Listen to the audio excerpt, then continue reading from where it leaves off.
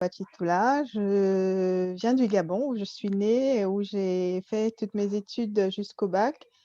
Et donc, à 17 ans, donc après mon bac, j'ai eu une bourse d'études et je suis partie étudier en Espagne. Donc, mon parcours d'études supérieures commence en Espagne, commence et s'achève quasiment, mais pas toujours, pas tout à fait en Espagne, à l'université de Salamanque, avec un cursus, j'ai fait des échanges dans l'Espagne même, à Madrid, à Léon. Et, et à la fin de mes études, donc j'ai un cursus assez général de base, et ensuite je me suis spécialisée. Donc, je voulais me spécialiser en droit des nouvelles technologies, mais entre 2009 et 2010, ah ben, ce genre de cursus très orienté tech n'était pas encore autant à la mode qu'aujourd'hui, où il y en a des masters quasiment dans toutes les universités. Donc à l'époque, moi, je terminais mon cursus, il n'y avait à Madrid, il n'y avait un cabinet d'avocats qui proposait un master non homologué en droit des nouvelles technologies et qui était à 30 000 euros. Et donc, avec ma bourse, je ne pouvais pas prendre le risque de faire cette formation qui m'intéressait fortement. Donc, j'ai suivi un cursus un peu plus classique de droit des affaires internationales qui intégrait en fait cette formation aussi dans le package. Et donc, à la suite de ce LLM en International Legal Practice, j'ai commencé à exercer dans un cabinet d'affaires espagnol. Donc, j'étais la seule francophone et donc j'ai mis en place un département d'affaires francophones, on va dire. C'était assez général on touchait aussi bien au droit maritime qu'au droit des transports, au commerce international. Ça touchait vraiment tous les pans, la propriété intellectuelle. On pouvait déposer des noms de vins américains en Espagne. On faisait un petit peu de tout ce qui touchait à l'univers des affaires. Et moi, déjà depuis la fac, justement, cet intérêt pour les nouvelles technologies était très présent, même si je n'avais pas de formation spécifique. Mais à un niveau très personnel, quand je suis arrivée, j'étais très, très jeune. Donc, on fait un petit peu n'importe quoi sur la toile. Donc, j'étais sur des forums, j'étais un petit peu partout, je laissais des traces. Et je pense qu'à cette période-là, j'ai commencé à me poser la question de qu'est-ce qu'on voit de moi sur Internet. Donc, à partir de cet instant, j'ai commencé à chercher comment est-ce que je pouvais, j'ai commencé à chercher comment est-ce que je pouvais retirer des contenus où effectivement je signais avec mon nom complet, Karine Mbachitoula.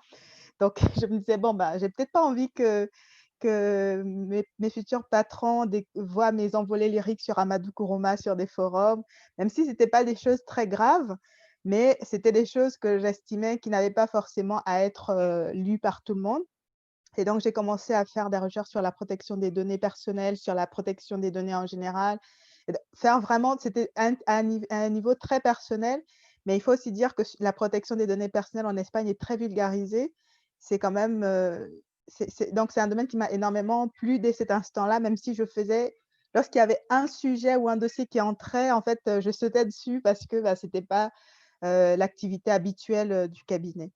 Donc jusqu'à, on va dire 2014, donc j'ai exercé en Espagne et pour des raisons familiales, j'ai dû venir m'installer en France et à cette période-là, je suis entrée dans une période un peu particulière de ma vie parce que, à la base, je voulais démissionner, mais mon cabinet, qui m'avait vu grandir, on va dire, même si j'avais déjà d'autres expériences avant d'entrer dans ce cabinet-là, n'a pas voulu me lâcher parce qu'ils ont envisagé de s'installer, eux, plutôt en France par mon biais et donc bon, j'étais en détachement pendant quelques années.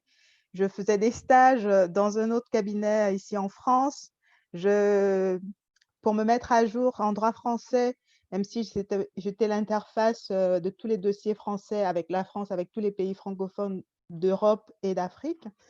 Mais c'était pas la même chose, donc j'ai quand même repris des études à mon niveau et je voulais quand même, entrer au barreau de Paris et donc pour ça, il fallait que je passe, le barreau, hein, à nouveau et donc ça a été, quasiment 2 ans intenses d'études pour me remettre à niveau, j'étais un peu une pieuvre, mais ces 2 ans intenses aussi m'ont fait découvrir, la France que je ne connaissais pas, où je n'avais jamais vécu et où je m'attendais en fait à ce qu'on m'ouvre les bras parce que je me disais: «Bon, je suis francophone de base, il y a entre le Gabon et la France, il y a quand même toute une histoire, donc ce sera facile. Et ben, la réalité a été complètement, différente. C'était pas du tout les mêmes codes, donc je pense que entre, mes 18 et mes 30 ans, je pense que j'avais quand même, intériorisé des codes très espagnols et donc je ne connaissais pas du tout les codes français de l'avocature, et tout ça. Donc ça a été quand même une période assez particulière et particulièrement difficile aussi, où à la fin 2015, après avoir passé le barreau, j'ai décidé de raccrocher la robe, comme on dit dans le jargon, et de ne plus jamais exercer, même en ayant mon barreau, en ayant obtenu mon barreau. Donc on va dire qu'aujourd'hui, quand même malgré cette décision, je suis avocate au barreau de Paris et de Madrid où je reste affiliée. Et j'ai créé mon cabinet, qui s'appelle MMT Avocat. Aujourd'hui, il porte encore mon nom, donc Mazan Bombati Toula. Et cette année, ça fait 3 ans qu'il existe. Et en tant qu'avocate en droit des nouvelles enfin, en tant qu'avocate d'affaires internationales, je me suis nichée. En fait, ce que je fais, c'est une partie du droit des affaires, c'est uniquement le droit numérique, droit des nouvelles technologies et propriété intellectuelle. Donc c'est vrai que c'est pas très large, enfin, ça a l'air pas très large, c'est plutôt une niche, mais c'est une niche qui reste en soi quand même large parce que nouvelles technologies numériques, ça reste, des domaines très larges qu'à chaque fois j'essaie encore de filtrer dans une sorte d'entonnoir parce que les domaines sont quand même très, très vastes. Donc je ne sais pas si ma présentation est assez exhaustive, Ah mais bah oui, voilà. c'est super. Donc, est-ce que ça veut dire qu'aujourd'hui, il t'arrive de plaider ou est-ce que tu t'es complètement centré sur du conseil, hein, d'accompagnement donc d'entreprises ou de structures qui peuvent venir te consulter? Il arrive, ça arrive, je fais très peu de contentieux, en tout cas c'est un choix volontaire. Effectivement, dans ma première vie d'avocat, je faisais énormément de contentieux et dans mon cabinet, j'ai fini par me dire que même si j'adorais ça, maintenant je pense que c'est plus vraiment ce qui me fait triper, si on peut dire ça comme ça. C'est maintenant ce qui me plaît et je pense que c'est la réflexion que j'ai eue après 6 ans d'exercice, c'était pourquoi est-ce que j'arrive seulement quand ce sont les problèmes? Pourquoi est-ce que j'arrive à la fin? Qu'est-ce que je peux faire moi en amont pour qu'en aval, on ne se retrouve pas avec autant de problèmes? Et c'est là que j'ai pris toute la mesure de l'importance du conseil et mon cabinet est vraiment centré sur le conseil, même si de temps en temps, effectivement, sur des problématiques, de nouvelles technologies, il arrive encore qu'on me demande d'intervenir, mais j'avoue que je restreins quand même l'activité, même si j'espère, peut-être intégrer un collaborateur ou un associé qui fasse du contentieux. Pour l'instant, je limite et surtout j'oriente mes clients plutôt vers des modèles alternatifs de règlement des différends plutôt que vers le contentieux. D'accord. Alors, comment tu peux nous expliquer le positionnement qui est le tien? Parce qu'aujourd'hui, c'est vrai qu'on peut voir que les avocats en droit des affaires sont sur fusion-acquisition, création, mais la tech et puis l'innovation, c'est quand même rare.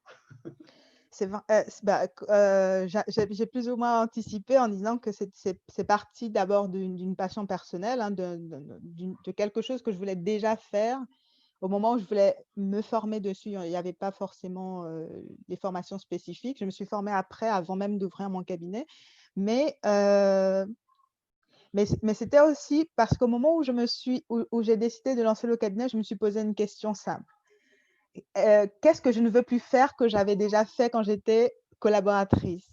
Qu'est-ce que je ne voulais pas reproduire? Et finalement de me dire: «Mais si une fois que je suis à mon compte, bah, c'est à moi de choisir donc qu'est-ce que je veux comment est-ce que je veux exercer? Comment est-ce que je veux penser ma vision? Quelle est ma vision de l'avocature?»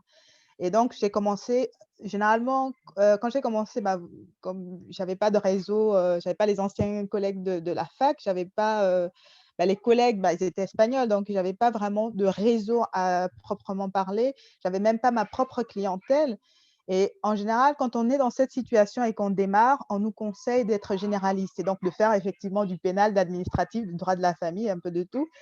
Et moi, j'ai pris le risque de la passion et de me dire: «Qu'est-ce qui me plaît le plus que je peux allier à ma passion du droit qui ferait que je ne change pas d'avis?»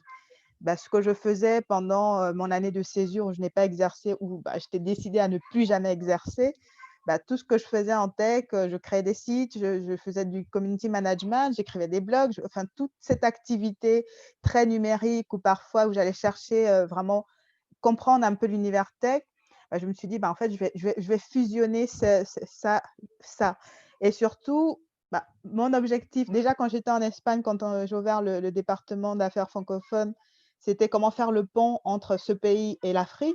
Bah, là aussi, je me suis dit: «Bah, dans ce domaine-là, comment est-ce que je peux quand même être un pont?» Et donc je me suis dit: «Bah, je vais être, seule». Au début, c'était vraiment le truc de: «Je vais être seule, donc j'ai pas envie de m'éparpiller et devoir, fouiller tout le temps. Il faut que je devienne bonne dans un seul domaine ou en tout cas dans un domaine plutôt restreint et ne pas être apprentie de tout et maître de rien». Donc voilà, je me suis vraiment centrée sur, ce domaine qui me plaisait à un niveau, personnel et j'ai fusionné les 2. Donc voilà. D'accord, très bien. Bah, écoute, c'est très clair. Alors après, comment ça s'est passé, dans la société que tu as créée? Est-ce que tu as investi seul ou tu as été, en affaires avec des associés? Comment ça s'est passé? Et bien, déjà, je me suis lancée un peu à la suite d'un déclic. Donc je vous dis depuis le début que j'avais décidé de ne plus exercer, parce que c'était compliqué, parce que j'ai rencontré énormément de barrières. Simplement pour pouvoir prêter serment, simplement pour passer l'examen du barreau, j'ai subi des discriminations, donc ça a été très compliqué et quand j'ai fini par le faire, j'étais tellement à bout dans tout ce que je faisais à la fois et en même temps pendant longtemps que j'avais plus envie de ça. Donc pendant 1 an, je me suis dit: «Bah, je vais chercher à faire n'importe quoi pourvu que je ne sois plus avocat». Et à la suite de ça, en fait, pendant cette année, je suis tombée enceinte et j'ai eu mon 1er fils, mon fils Elios et lorsqu'il est né, bah, je pense que et en plus, il n'y a jamais de hasard parce que je suis entrée dans une agence, d'assurance. On m'a dit: «Attention, c'est un peu ce bac+2». Pour moi, ça n'avait pas du tout d'importance parce qu'en Espagne, il n'y a pas ces classifications bac+2, +3. Donc pour moi, ça n'avait pas d'impact. Pour moi, c'était si c'est quelque chose que je n'ai jamais fait, donc j'ai quelque chose à apprendre. Et donc cette année-là, j'ai découvert vraiment l'univers de l'entreprise comme je ne l'avais jamais vécu, où j'avais toujours été surtout avocate d'entreprise, mais je n'avais jamais été, moi, dans la posture de l'entrepreneur. Et là, je voyais un entrepreneur faire devant moi et donc, à la suite de ça et à la naissance de mon fils, j'ai eu l'impression de ne pas être à ma place, de ne plus savoir où j'en étais. Et, et surtout, je pense que mon premier déclic a été quand on demande de déclarer l'enfant, on demande comment dire, la profession des parents. Et je me suis demandé, mais qu'est-ce que je mets? Et moi, tout ce que je savais, c'est que j'étais avocate. Sauf qu'à ce moment-là, je n'exerçais pas, donc j'étais un peu perdue. Ça m'a un peu perturbée. Sauf donc quelques mois sont passés et je savais plus trop, j'avais pas envie de repartir travailler là-bas parce que je sentais que ce n'était pas ma place. Mais je n'étais pas sûre de vouloir redevenir avocate et j'ai vu une coach pour chercher je me suis dit: «Bah, je vais me remettre dans ce que j'ai appris, je vais devenir juriste d'entreprise» et j'ai rencontré une coach à qui j'ai raconté, on va dire, tous mes malheurs un peu, dépassés et qui en fait, à la fin de cet entretien, a refusé de prendre mon CV en me disant, que sur mon CV, j'avais écrit juriste. Elle m'a dit: «Vous êtes avocate et vous devez reprendre votre place» et quand je suis sortie de là, pour moi, ça a été l'évidence. Autant à la fin de la fac, je m'étais dit: «En 2022, qui n'est pas encore arrivé, j'ouvrirai mon cabinet avec certainement des copines». Autant à cet instant-là, pour moi, c'était l'évidence que ce cabinet devait naître. En fait, il était né dès l'instant où elle m'a dit: «Vous devez reprendre votre place» et pour moi, ma place était de me dire oui à moi-même plutôt que d'attendre qu'on me dise oui dans les collaborations que je demandais à gauche, à droite. Et donc je ne l'ai pas pensé avec d'autres, je l'ai pensé à cet instant de déclic où j'étais même pas en train de réfléchir si j'aurais des clients, que j'avais aucune idée. C'était simplement un déclic intérieur en fait, une évidence de: «Bah, c'est maintenant». Donc, investie, pas toute seule, avec une vision en fait qui s'est construite. Donc c'était pas, quelque chose qui était pensé longtemps à l'avance, ça a été juste cet instant-là qui m'a fait réaliser simplement que je n'avais pas à attendre qu'on me dise oui, qu'un cabinet m'accepte, qu'on me donne ma chance, non. je n'avais qu'à me dire oui à moi-même et en fait, cet instant a fait que, bah, je commence déjà toute seule et puis, bah, je pense que sur le chemin, on rencontre toujours, des personnes qui vont nous permettre, bah, de grandir et d'atteindre, notre vision qui, elle aussi, soit elle existe déjà, soit elle se construit et dans mon cas, en fait, ma vision se construit. Ah bah, c'est super, là, tu nous montres que, il est important de savoir aussi s'ouvrir parce que tu as été prendre conseil Mmh. et quel conseil donnerais-tu par rapport à ce que tu as traversé pour, bah, les entrepreneurs qui sont parmi nous, ceux qui veulent en tout cas, se lancer, dans les affaires face à des difficultés que tu as rencontrées? Bah, je pense qu'il faut, s'écouter. Moi, je pense que j'avais vraiment besoin de cette, pause. Si je n'avais pas fait ce stop où je me suis dit: «Bah, je n'exerce plus», j'ai pris une décision qui était difficile. J'avais plus de 8 ans d'études, plus les années que j'avais fait en France. C'était quand même une décision, difficile de me dire, bah, qu'est-ce enfin, mes parents ne m'ont pas jugée, mais je pense que pour plusieurs personnes, c'est quand même se dire: «Bah, mes parents ont investi pour que je devienne, ce que je suis» et puis je leur dis: «Bah, en fait, moi, je vais jamais faire ça. Je vais plus faire ça du tout». Et donc, je pense qu'il faut s'écouter quand même et savoir s'arrêter quand on ressent au fond de soi qu'on a besoin de faire un stop. Et qu'il ne faut pas avoir peur, en fait. Moi, aujourd'hui, je dis, on est comme des chats, on a plusieurs vies. Et quand on commence par ce qu'on a fait peut-être pendant nos études, ne veut pas dire qu'on va finir par faire ça. On a la possibilité de faire toute autre chose. Aujourd'hui, je suis avocate, mais avoir pris le temps de m'arrêter me fait penser que peut-être que demain, je ne ferai absolument plus ça. Je pourrais même devenir sage-femme, qui est la chose à laquelle j'ai pensé pendant ma césure. Mais je n'ai plus peur, en fait, d'envisager de faire toute autre chose. Tout est possible. Donc, il faut s'écouter, il faut savoir s'arrêter et il faut demander conseil. Effectivement, si je n'étais pas allée voir cette femme, je pense que je serais restée à me morfondre, à me souvenir qu'on m'avait dit non, qu'on m'avait refusé, tout ça. Et elle, elle m'a remis, en fait, aussi face à mes propres responsabilités, ce que moi je n'avais pas fait et pourquoi les portes ne s'étaient pas ouvertes à certains endroits. Est-ce que c'était pas juste que je n'avais pas moi pris l'initiative d'essayer d'ouvrir ou alors de toquer? Et ça m'a quelque part, à ce moment-là, j'étais quand même très déprimée. Je pense qu'il y avait aussi les hormones qui étaient là, mon bébé avait 3 mois. Mais c'est vrai que d'être allée demander conseil, ça m'a permis de me remettre dans mon humanité parce que j'étais vraiment fatiguée de plusieurs années d'études, de recherches, de tentatives, de me débattre. Quand on sent que ça fait trop, parfois, vraiment, il faut marquer un stop. Il faut passer à autre chose, quitte à ça m'a pris 1 an, toute une année. Donc si ça demande une année, bah, une année à faire autre chose, à s'arrêter, à prendre du recul et après en fait, c'est l'avocature a été encore une nouvelle évidence. Là, cette fois, c'était pas juste à cause de mes études. Là, c'était mon évidence. Est-ce que c'est vraiment ton évidence quand tu ne t'arrêtes pas? Il faut s'arrêter et prendre du recul. Donc c'est important en fait, quand face à la difficulté, soit de continuer à se battre. Moi, je suis quand même allée jusqu'au bout, j'ai passé le barreau, mais ensuite j'ai fait le choix en ayant déjà le diplôme de ne pas y aller, de ne pas m'installer quand même à ce moment-là. Donc savoir s'arrêter, s'écouter énormément, l'intuition parfois est importante. Ah bah, super, merci en tout cas pour, ces conseils. Alors on se projette maintenant. J'ai un projet, je ne sais pas moi, de créer une application, qui est une rupture, on va dire, technologique par rapport à mon pays d'origine et je veux protéger mon idée. Comment ça se passe? À partir de quel moment c'est une innovation tu considères que c'est une innovation? Et quelles sont, les procédures, les démarches à entreprendre pour protéger son idée? Bah, c'est souvent la première question qu'on me pose lorsqu'on vient me voir, c'est: «Comment est-ce que je protège mon idée?» Et donc moi, ma réponse, elle est souvent décevante, c'est que, bah, en fait, tu peux pas protéger ton idée. Parce que justement, bah, les idées, ça se protège pas. On en a tous tous les jours, tout le temps et parfois au même moment. Ce qui fait que moi, tu peux avoir une idée d'application à laquelle je pense. Maintenant, est-ce que créer une application est une innovation? Plus aujourd'hui, puisque tout le monde peut créer des innovations. J'ai des clients qui font des innovations, qui créent des applications avec du no code, donc ils codent rien du tout, mais créent des applications quand même. Donc, en soi, créer une application n'est plus une innovation, mais le contenu de cette application, elle peut être innovante. Ce que je constate en fait dans ma pratique, c'est que, heu, en tout cas pour l'instant, je n'ai pas encore travaillé sur deux projets qui se ressemblent. il y a toujours quelque chose dans la manière d'amener son projet qui est très particulier, qui est très innovant, qui change.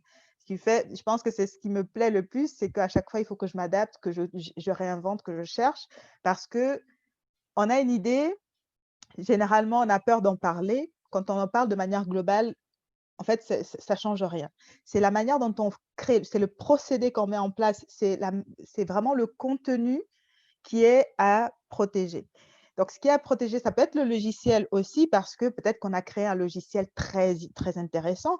Donc une application, oui, mais quel type d'application? Est-ce que ça change des procédés habituels? Est-ce qu'on s'est basé sur, quelque chose qui existe déjà? Donc là, c'est pas la même chose. Si on est sur, un logiciel qui existe préexistant, ça va pas être la même chose que si je code moi-même mon application et je lui ajoute des fonctionnalités qui n'existent pas encore. Donc là, sur la partie logicielle, on voit bien qu'il y a éventuellement de l'innovation. Donc là, les codes sources et tout ça, il faudrait envisager de les déposer. Il y a ce qu'on appelle aujourd'hui beaucoup des dépôts numériques pour prouver l'antériorité, pour prouver qu'on était le premier à avoir créé cette chose. Donc les droits d'auteur, en principe, on dit qu'ils sont protégés par défaut juste parce qu'on a créé. Aujourd'hui, ce n'est plus tout à fait vrai avec internet, bon, tout le monde pirate tout le monde copie-colle sans jamais citer les autres. Donc l'idéal, c'est de prendre le temps, si on a créé une maquette, si on a créé un logiciel, de faire simplement un dépôt. Il y a des dépôts, ça dépend, aujourd'hui, il y a toutes sortes. Par exemple, les avocats, ils ont la possibilité de faire des dépôts au Conseil national des barreaux. Il y a les notaires qui ont aussi cette option, les huissiers. Il y a il y a des sites qui sont en ligne, tout simplement, qui s'appellent Dépôt numérique et qui ont des huissiers dédiés à ça. Il y a également l'APP, l'Agence pour la protection des logiciels aussi, qui propose une protection spécifique pour ça. Maintenant, sur le contenu, il y a le côté graphique, il y a des procédés, donc il y a vraiment la protection de ce genre de choses et à plusieurs niveaux. Donc ces niveaux-là, il faudrait aller voir où se trouve l'innovation, qu'est-ce qui vaut la peine de protéger parce que aussi et des fois, en fait, des fois, c'est pas le bon moment. Parce que quand tu commences à créer un logiciel, il faut parfois le tester avant d'arriver à la version qui va être, idéale. Bon, moi, je recommande quand même de déposer les versions au fur et à mesure pour, heu, pour s'assurer que personne ne nous pique, les choses. Mais voilà, le minimum quand même, c'est d'avancer parfois avant d'envisager de déposer parce que parfois quand on déposer, c'est quand même un budget. Et après, il y a d'autres, moyens de protéger d'une certaine façon. C'est aussi, bah, ce qu'on appelle les NDA, donc comment on dit en français? Les Les accords de clauses de non-divulgation, de non-concurrence, confidentialité, ouais, confidentialité, ouais. voilà. Mais ça, moi je dis ça c'est une protection relative, hein, parce que, il y en a qui se disent, je vais dire avant de dire à mon copain, avant de lui raconter mon idée, je vais le faire signer. Ben, lui en fait, comment est-ce que tu arrives à démontrer que c'est lui qui a divulgué l'information si lui ne prend pas l'initiative de lancer? Ça dépend. À qui est-ce qu'on fait ce genre de choses? Ben, ça dépend des cas. Je vois par exemple en Afrique, il y a beaucoup de concours. Ça, ça me perturbe énormément et je me demande souvent, ce on pourrait faire. C'est énormément de concours où on demande à des jeunes qui ont justement des projets, non pas juste de parler de leur idée, de pitcher, on leur demande quand même de fournir des dossiers détaillés sur leur mode opératoire, sur ce qu'ils sont en train de créer et après on ne sait pas où vont tous ces documents-là. Donc je me dis quand même dans ce cadre-là, ce serait peut-être bien d'avoir des accords de confidentialité. Est-ce qu'ils seraient efficaces? Relativement, mais peut-être que ça pourrait dissuader quand même certains de faire, du copier-coller. Mais la protection dans tout ce qui est innovation, je trouve qu'elle reste relative. Quand on est sur de l'innovation, réplicable, bah, en fait, moi je me dis: «Il faut pas trop s'inquiéter qu'on nous copie», ça veut dire que c'est bien. Si on est par contre sur quelque chose, une vraie invention, qui n'existe nulle part, il vaut mieux déposer un brevet parce que là on est vraiment sur, une protection, très, très importante, mais déposer un brevet, ce n'est pas simple. C'est toute une procédure. On doit vérifier à quel point c'est vraiment inconnu, en quoi c'est vraiment, nouveau pour le monde, que personne n'est encore jamais, créer en fait, il faut vraiment c'est vraiment très, très, très particulier. Donc en général, les logiciels, la plupart du temps, ils ne sont pas toujours, sur des brevets. Mais quand on est sûr, on en parle quasiment à jamais on en parle d'abord quasiment à personne. On essaie de parler à son avocat, sachant que les avocats, bah, ils sont soumis au secret professionnel et donc ils ne peuvent pas juste aller le raconter à qui que ce soit. Donc autant poser la question à un avocat: «Est-ce que c'est ce que j'ai mis en place là vaut la peine de déposer un brevet ou pas?» Et s'il dit: «Bah, il y a des chances», bah, il vaut mieux peut-être ne pas encore en parler parce qu'en fait, il suffirait que quelqu'un le divulgue pour que le brevet ne soit plus, possible de déposer. Donc voilà. Alors, tu as cité quelque chose d'intéressant là par rapport à tous les concours qu'il peut y avoir et c'est vrai qu'en Afrique, on arrive à avoir des masters, de pitch, des pros du Mmh. pitch et qui gagnent des concours sur concours et puis un an après, quand tu creuses un peu, bah, il y a plus rien puisqu'ils ont gagné des concours. Malheureusement, comme il y a pas de business model associé parfois aux applications, bah, malheureusement, on peut que déplorer cela. Mais comment est-ce que toi, tu pourrais aujourd'hui conseiller ces jeunes, euh, en effet, quand ils déposent comme ça leur dossier, quelles sont les précautions qu'ils peuvent prendre? Bah, déjà, ils doivent identifier ce qui est le plus stratégique dans leur projet. Beaucoup, ils vont un petit peu comme ça au feeling et surtout, ils font confiance parce qu'ils sont jeunes ou parce qu'ils sont inexpérimentés. Donc on peut effectivement apporter des dossiers, mais il y a des points stratégiques à ne pas divulguer à tout le monde parce que c'est ça qui est le cœur du développement du projet. Donc il faut savoir ce qui pourrait permettre à un tiers de développer entièrement ton projet de A à Z. Donc c'est identifier, mais surtout être au clair, mon projet, où est-ce qu'il va? Et avoir une vision. Généralement, ils ont à peine, mis en place des choses. Des fois, le business model, il n'est pas abouti et ils cherchent du financement. Des fois, est-ce qu'on a tout de suite besoin du financement ou on a besoin de tester?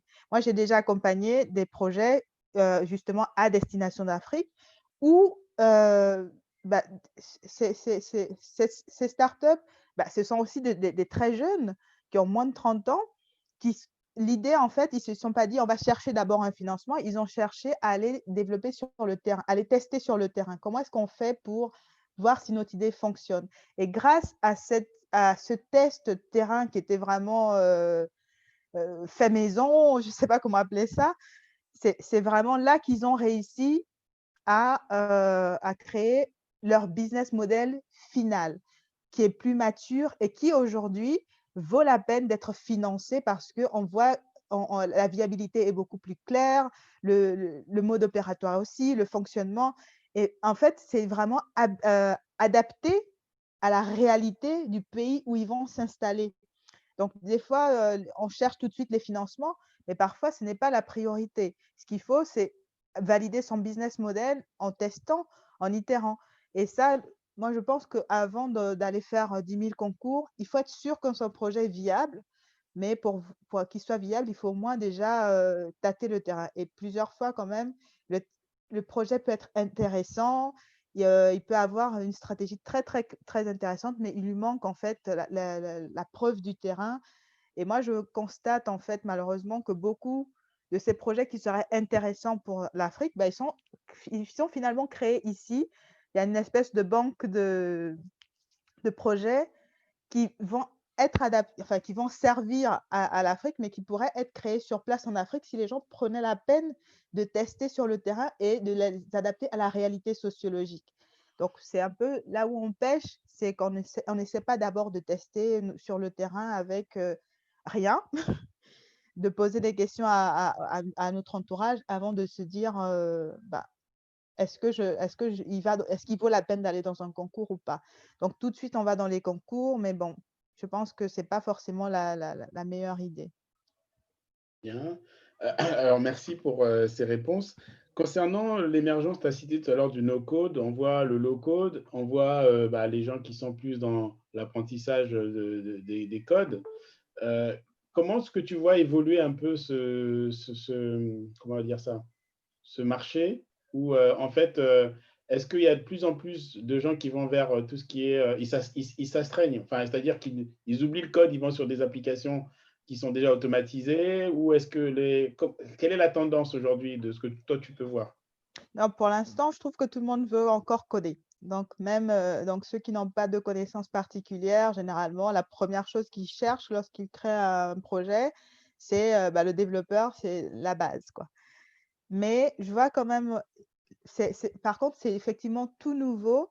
Bah, ceux qui, même sans connaissance, osent tester justement leur projet d'abord avec du no code. Donc j'ai rencontré, des personnes qui ont créé de A à Z des applications ou des plateformes avec du no code juste pour tester. Donc là, ça leur permet de ne pas investir, dans un développeur, de ne pas en fait commencer à investir beaucoup trop d'argent, sur un projet sur lequel dont ils ignorent la viabilité. Et donc ça leur permet vraiment d'aller tâter le terrain, mais ce n'est pas encore la grande tendance. Là, pour l'instant en tout cas, coder, c'est la base, quoi.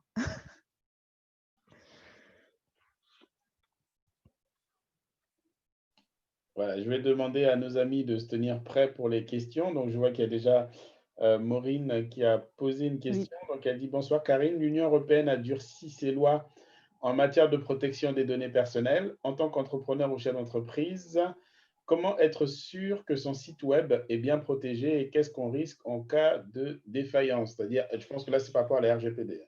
Ouais. Bah, effectivement, bah, durcir ses lois. Déjà, moi, je dis la posture qu'il faut prendre en tant qu'entrepreneur, ce n'est pas de regarder un durcissement. C'est se positionner en tant que citoyen déjà, de se dire: «Qu'est-ce que ça m'apporte?» et finalement, quelle est la plus-value que ça apporterait, à mon entreprise.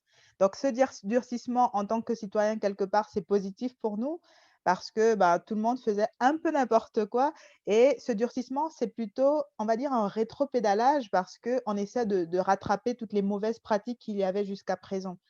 Et aujourd'hui, prendre en compte ces règles, c'est quelque part, apporter ce qui pour moi est la base de l'économie numérique, c'est la transparence, c'est la confiance.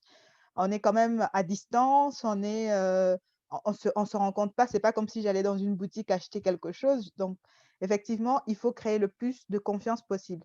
Donc au-delà c'est-à-dire en matière de protection des données, déjà, je pense que c'est très important parce qu'aujourd'hui, on dit la donnée, c'est le pétrole, de l'ère numérique.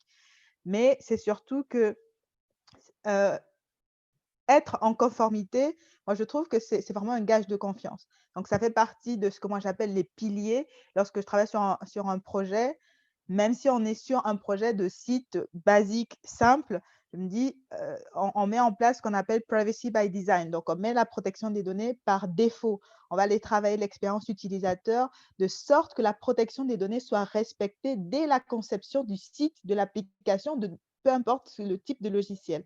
Donc ça, pour moi, c'est une plus-value de penser d'avance à la protection des données comme étant quelque chose qui va rassurer aussi vos clients. Donc, comment être sûr que son site est bien protégé? Bah, la CNIL donne quand même beaucoup d'informations gratuites, actualisées, tout le temps. Bon, il y en a qui se focalisent sur les amendes, mais en fait, il y a vraiment, en termes de ressources gratuites, la CNIL en fournit énormément.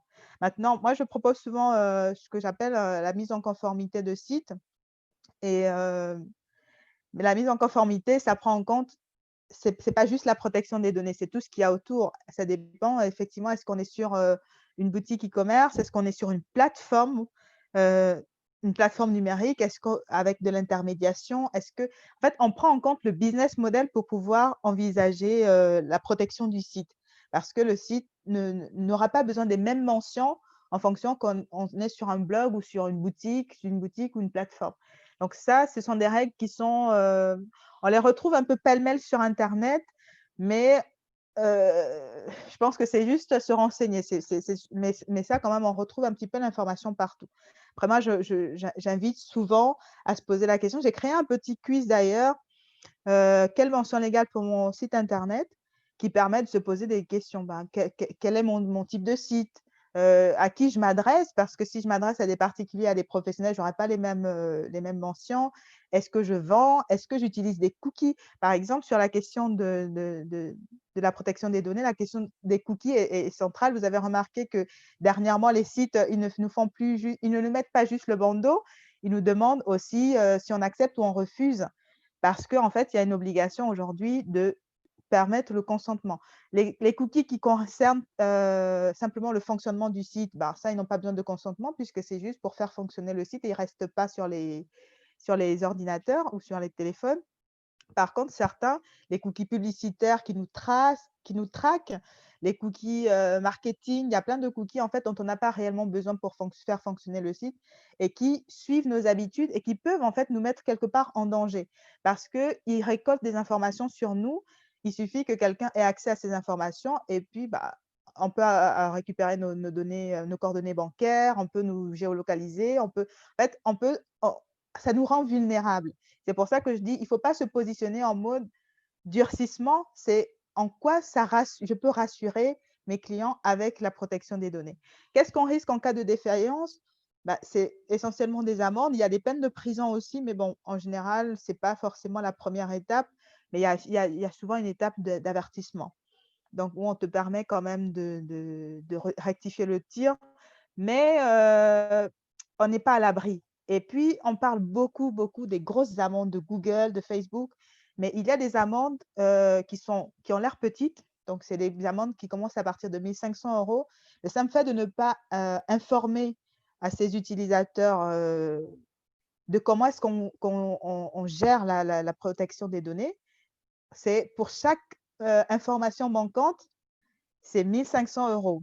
Donc si moi je demande mon droit d'accès et j'ai pas l'accès à mes données, bah, c'est 1 500 € parce que je vais me plaindre à la CNIL. Mais imaginez 10 personnes comme ça sur votre site, on est déjà à 15 000 €. Donc il faut pas juste et pour un entrepreneur qui n'est pas Google, 15 000 €, c'est pas rien et 1 500 € non plus. Donc des fois, il y a beaucoup qui minimisent en fait le risque en se disant: «Bah, moi je suis un petit entrepreneur, on ne viendra pas me chercher».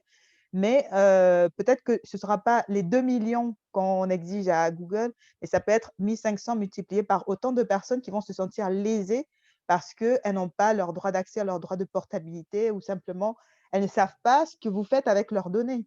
Donc créer une politique de confidentialité, moi je recommande, beaucoup de personnes mettent juste mention légale ou conditions générales de vente. Moi je recommande par rapport au RGPD précisément de faire une politique de confidentialité à part, où vous expliquez bien comment est-ce que comment est-ce que vous quelles données vous collectez? Ça, c'est simple, il suffit de faire le tour de mon site. Où est-ce que je collecte les noms, les mails? Où est-ce que les gens, ils ont une porte d'entrée sur mon site? Donc c'est récolté, bah, qu'est-ce que je prends généralement? Bah, nom, prénom, mail. Ne demandez pas des informations dont vous n'avez pas besoin. Si vous ne vendez rien sur votre site, ça ne sert à rien de demander des adresses postales parce qu'en fait, plus vous collectez de la donnée, plus vous fragilisez en fait, vous augmentez le risque que quand vous pirate et surtout que de ne pas pouvoir avoir le contrôle de ces données-là. Donc de quoi est-ce que j'ai besoin? Est-ce que j'ai juste besoin d'un mail? Bah, je demande juste un mail. Si par rapport aux transactions que je fais sur mon site, j'ai besoin des adresses postales, là, je demande l'adresse postale. Il y en a qui demandent des dates de naissance, mais est-ce que tu en as besoin vraiment pour, envoyer un paquet? Non.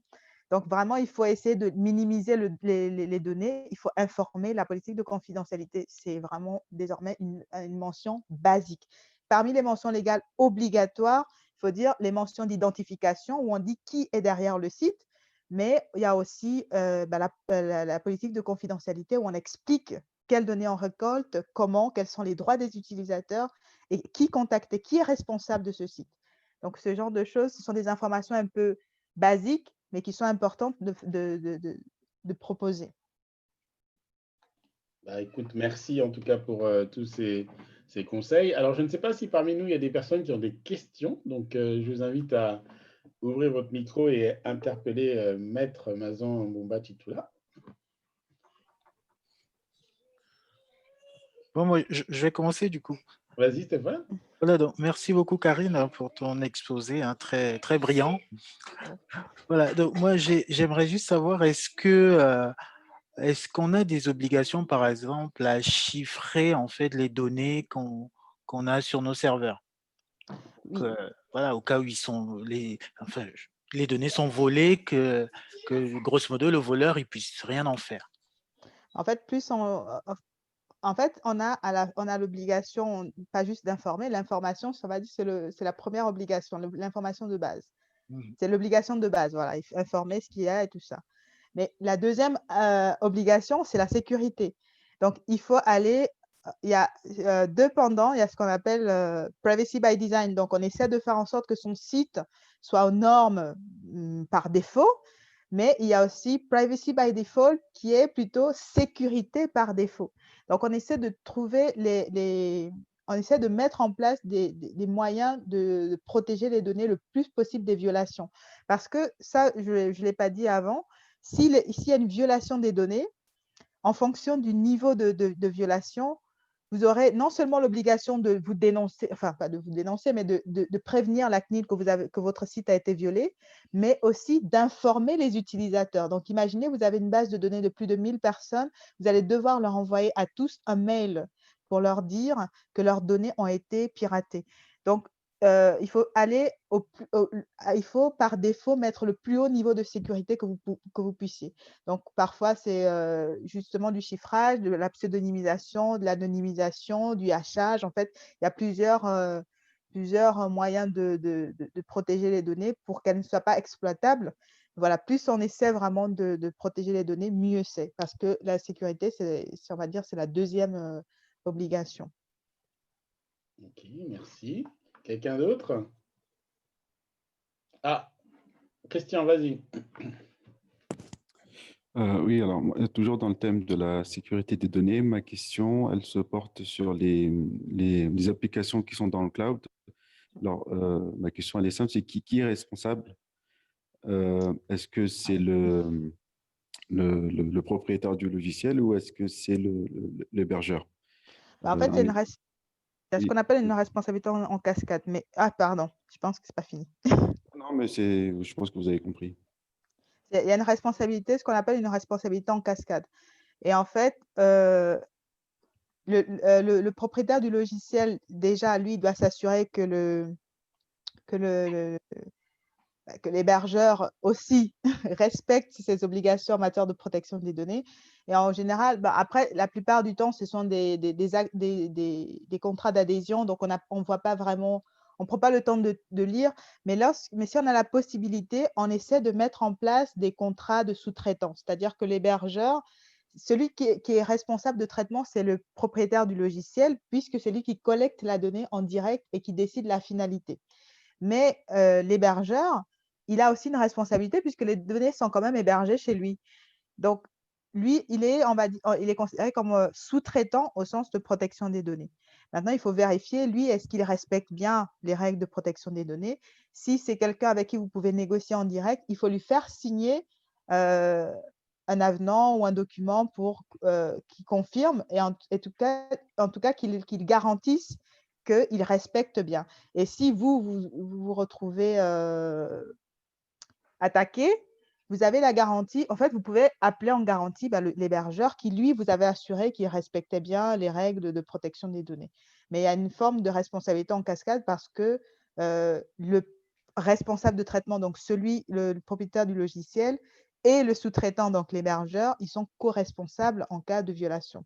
C'est pour ça qu'en fait, dans les mentions légales d'identification, vous allez remarquer qu'on met le nom de l'éditeur du site ou de l'application.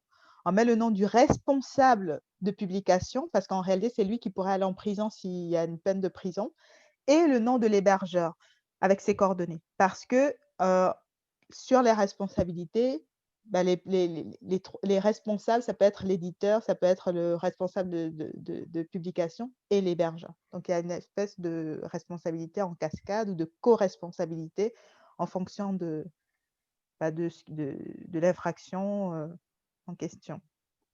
Très bien, merci. D'autres questions?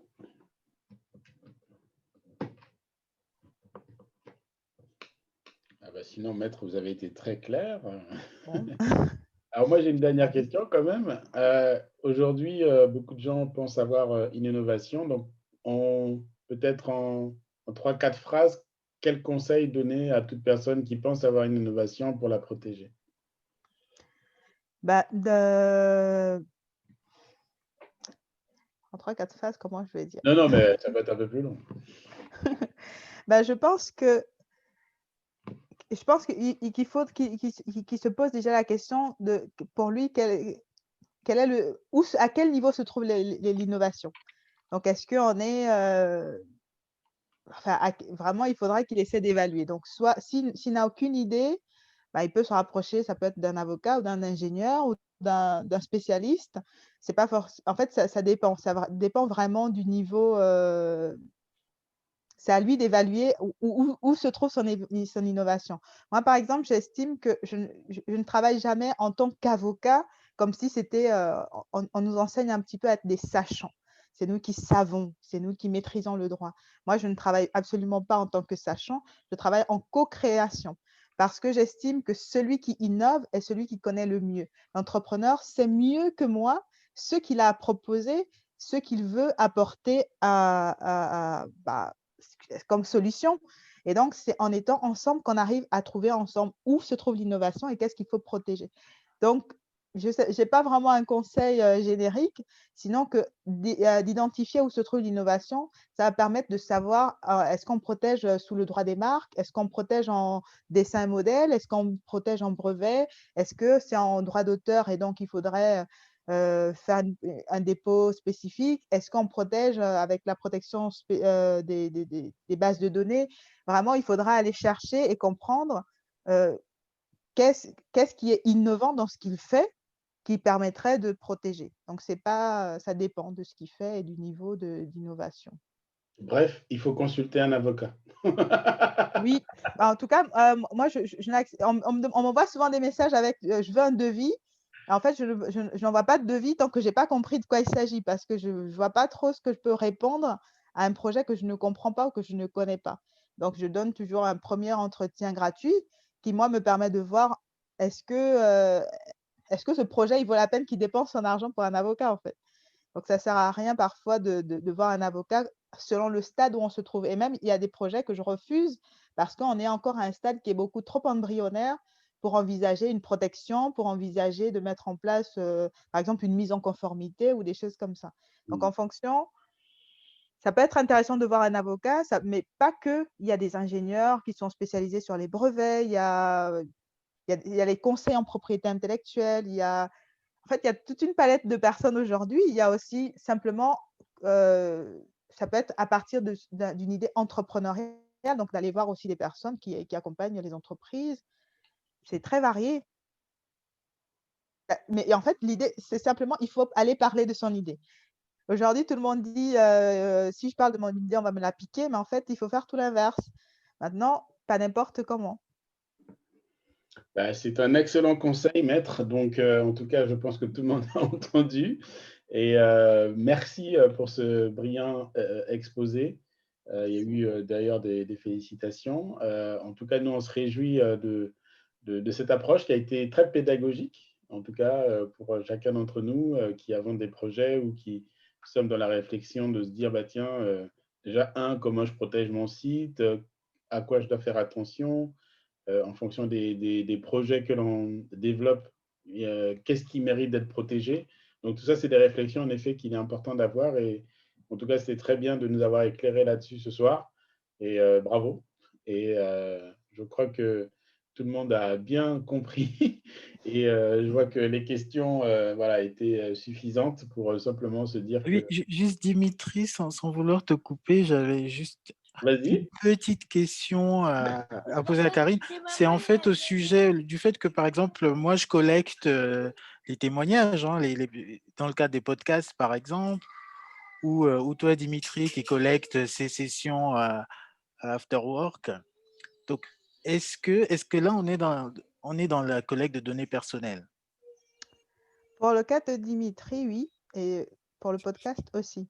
Parce que ça, on a toujours l'impression, on pense souvent que les données, c'est juste un nom, un prénom, une adresse, mais une image est une donnée personnelle puisqu'elle permet de m'identifier, et une voix également. Je suis sûre que si on fait écouter à ma mère cet entretien, elle n'a pas besoin de me voir pour dire, ben, en fait, c'est Karine qui parle. Donc, si je suis identifiable grâce à ma voix, c'est une donnée personnelle.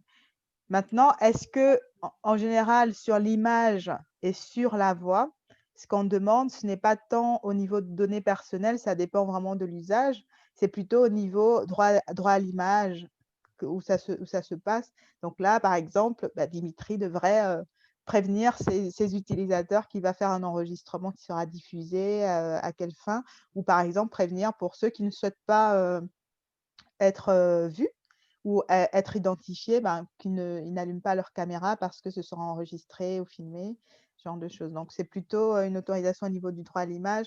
En général, sur la protection des données voix et images, les gens font moins attention. Maintenant, ça peut aussi être sur les témoignages que l'on collecte sur les sites pour faire des feedbacks de services ou d'achat de produits. Là, effectivement, c'est de l'information qui est collectée d'une manière un peu différente. C'est vraiment qu'est-ce qu'on peut vraiment, à quel point ça peut se retourner. Il faut, en fait, pour la protection des données, il faut souvent se demander à quel point ça peut porter atteinte à la vie privée de cette personne. Parfois, on se pose pas la question dans ce sens parce qu'on se dit, il y a des lois, il y a des lois, il y a des lois, mais en fait, c'est plutôt comment ça peut impacter la vie des gens. L'exemple qu'on donne souvent, c'est ce site pour personnes adultères qui a été piraté. Bon, c'est jamais le bon exemple parce que tout le monde, quand je donne cet exemple, me pose la morale et tout ça, ils disent, bon, c'est bien fait. Mais en fait, quand on se retrouve, ce qu'ils ont pris, c'était pas vraiment des photos ou c'était même pas explicite, c'était simplement des adresses mail. Mais lorsqu'on a ton adresse mail et qu'on envoie à ton conjoint ce qui se passe, que tu es inscrite sur ce site, c'est un peu, c'est des personnes qui se sont suicidées, par exemple. Ce sont des personnes qui ont vu leur carrière brisée. Donc, bon, ça, c'est un exemple un peu extrême, mais ça peut être simplement qu'on se retrouve avec des coordonnées bancaires ou on se trouve avec des comptes bancaires vidés. Ça peut porter vraiment atteinte à la vie privée et c'est pour ça que c'est un droit fondamental, la protection des données, puisque ça porte atteinte à la vie privée. Il faut toujours se le présenter de cette façon. Comment est-ce que ce que je fais peut porter atteinte à la vie privée de mes utilisateurs ou des personnes qui me confient leurs données? Et vous n'êtes pas les propriétaires de ces données, vous en êtes les gardiens. Alors, Légataire. vous prenez vraiment cette posture de gardien. Comment est-ce que je fais pour faire au mieux pour les données qu'on m'a confiées? Très bien. Alors, c'est vrai que Stéphane, merci d'avoir posé la question. Moi, par exemple, pour toutes les personnes qui ont été identifiées Game Changer sur la plateforme African Valley, j'ai fait signer un droit à l'image et aussi photo, c'est-à-dire vidéo et photo, et systématiquement, donc mettre avec ce conseil, systématiquement, tous mes prochains 2021, je serai à jour. En même temps, j'envoie l'invitation, j'envoie le lien, comme Absolument. ça sera En carré. tout Et, ouais, parce qu'en plus, pour le droit à l'image, on a toujours la possibilité, même quand on a dit oui, de se rétracter. bien sûr, oui, c'est marqué. Après, ça dépend aussi maintenant, une fois que, par exemple, c'est diffusé, oui, j'ai le droit de venir dire: «Bon, finalement, je voudrais que ce soit retiré», mais il y a quand même des limites. Est-ce que ça va réellement porter atteinte, par exemple, à ma vie privée? Est-ce que, par exemple, c'est pas la même chose si, je faisais l'entretien, dénudée et puis je me disais: «En fait, finalement, si le barreau le voit, ça va pas être, bon pour moi». Je vais peut-être être radiée ou ce genre de choses. Donc effectivement, si ça peut porter atteinte à ma vie, je peux demander, qu'on retire. Mais selon le cas, il y aurait des possibilités de dire: «En fait, ce n'est plus possible». Mais en général, pour le droit à l'image, même quand on donne l'autorisation, on a quand même la possibilité de se rétracter. Tout à fait. Oui, oui, c'est ce qu'on a bien précisé aussi.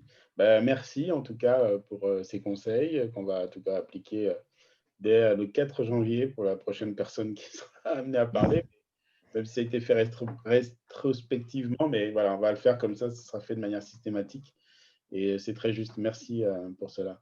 Voilà, chers amis, il est 20h18. Nous allons donc nous arrêter là. Juste avant de nous quitter, j'aimerais partager avec vous voilà, c'est ça. Vous savez qu'African Valley, c'est aussi la solidarité. On a une plateforme qui s'appelle Aderenes for the Child. Et là, nous avons actuellement un partenariat avec un orphelinat à Bamako.